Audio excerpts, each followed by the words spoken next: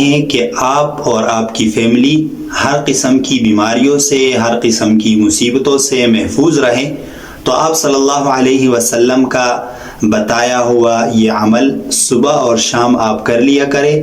اس سے آپ کو 2 فائدے ہوں گے۔ پہلا فائدہ تو میں نے بتا دیا کہ آپ کی بھی حفاظت ہوگی اور آپ کی فیملی کی بھی حفاظت ہوگی۔ اللہ تعالیٰ آپ کو اس دن ہر بیماری سے، ہر مصیبت سے محفوظ رکھیں گے۔ دوسرا فائدہ یہ ہوگا کہ جب آپ یہ عمل کریں گے تو آپ کو سنت پر عمل کرنے کا ثواب ملے گا جو بہت زیادہ ہے۔ اور وہ عمل کیا ہے؟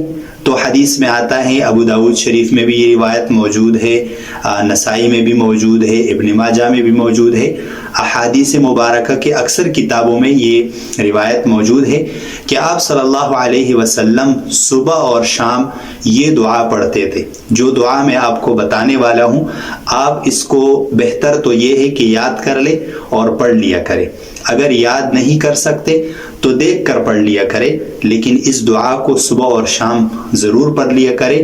اللہ تعالیٰ آپ کو اور آپ کی فیملی کو ہر قسم کی بیماریوں سے محفوظ رکھیں گے۔ اور وہ دعا کیا ہے؟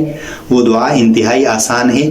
اللہم انی اسألک العافیۃ فی الدنیا والآخرہ، اللہم انی اسألک العفو والعافیۃ فی دینی ودنیای واہلی ومالی، اللہم استر عوراتی وآمن روعاتی، اللہم احفظنی من بین یدی ومن خلفی وعن یمینی وعن شمالی ومن فوقی واعوذ بعظمتک ان اغتال من تحتی۔ یہ دعا ہے اور آپ یہ دعا یاد کریں۔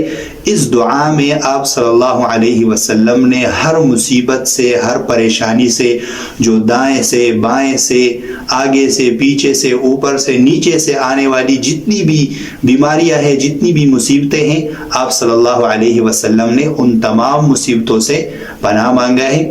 تو آپ بھی اس دعا کو پڑھ لیا کریں، انشاءاللہ اللہ تعالیٰ آپ کو ہر قسم کی بیماری سے محفوظ رکھیں گے۔